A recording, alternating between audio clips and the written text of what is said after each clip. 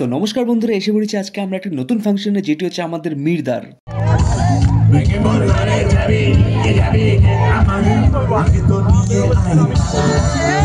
মানে এই মানুষটিকে নিয়ে আমরা যত বেশি বলবো তত আপনার কম লাগবে, কারণ এই মানুষটা এতটা এনার্জেটিক, আপনি বললে বুঝবেন না, শুধু দেখেন।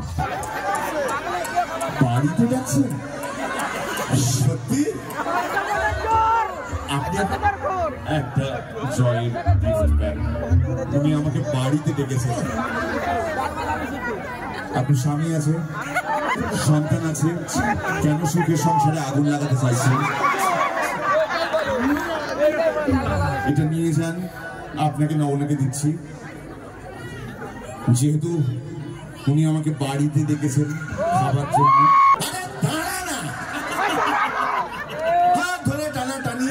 মানে ওনাকে দেখে বুঝতে পারবেন না আপনি যে এই ব্যক্তিটাই হচ্ছে সানডে সাসপেন্সে আপনাকে অ্যাঙ্কারিং করে শোনায়।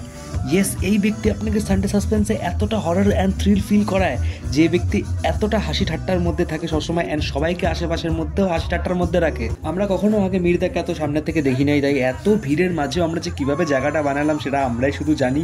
মির্দা পারফর্ম করেছে আর আমরা বেশি খুশি হচ্ছি আরও।